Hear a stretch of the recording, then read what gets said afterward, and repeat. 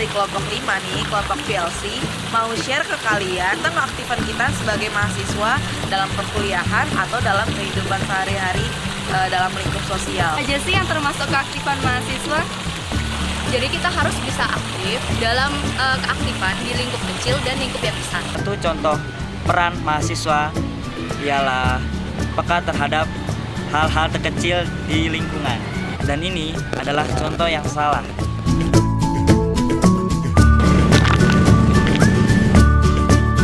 Ini adalah contoh yang benar.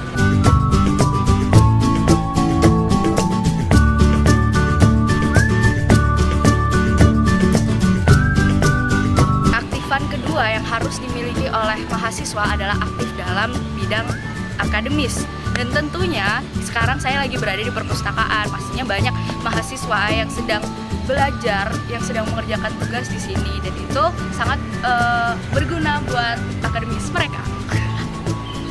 Jadi contohnya keaktifan mahasiswa dalam bidang akademis adalah seperti saat ini hari Minggu pun perpustakaan, lingkungan perpustakaan ramai dengan mahasiswa yang sedang mengerjakan tugas, bisa dilihat.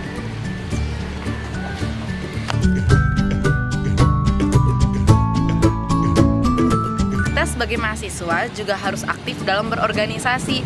Yuk, lihat, aku mau wawancara salah satu staf magang dan Menteri Luar Negeri BEM Visip. Yuk. Sekarang saya lagi bersama salah satu staf magang BEM yang ada di Visip. Nah, sekarang saya mau nanya nih, menurut kamu kenapa sih mahasiswa harus aktif dalam berorganisasi?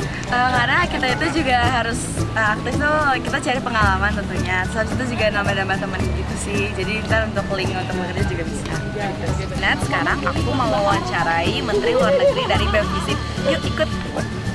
Aku mau nanya, menurut kakak, kenapa sih mahasiswa itu harus aktif dalam berorganisasi?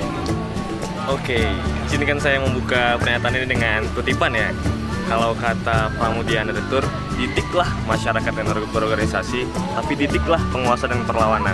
Jadi di sini organisasi itu penting untuk teman-teman belajar bagaimana kemudian memanajemen waktu, melatih kepemimpinan teman-teman, melatih public speaking teman-teman, dan juga tentunya sebagai sarana untuk teman-teman mengabdi kepada masyarakat menjalankan tridharma perguruan tinggi. Mungkin kira-kira secara garis besar sih seperti itu. Oke, jadi dalam waktu dekat ini kurang lebih sekitar 1 bulan lagi kita bakal ngadain acara yang namanya Brawijaya ASEAN Youth Conference, di mana secara garis besar acara ini adalah tujuannya untuk mengedukasi masyarakat dan mahasiswa tentang pentingnya satu identitas ASEAN. Tuh ada acaranya. Kalau yang mau daftar silakan langsung aja hubungin kita. Itu ada materinya dari ASEAN Foundation, dari Dirjen Kerjasama Luar Negeri ASEAN, dan banyak lagi konferensinya. Oke deh, terima kasih Kak untuk waktunya. Sama-sama. Nah, yang keempat, kita sebagai mahasiswa juga harus aktif untuk memanfaatkan peluang. Nah, maksud dari memanfaatkan peluang itu apa sih? Nah, kita lihat aja habis ini. Saat ini sedang ada wisuda di Universitas Brawijaya. Nah, kita sebagai mahasiswa harusnya bisa memanfaatkan peluang. Kayak gimana sih? Coba deh lihat itu. Nih.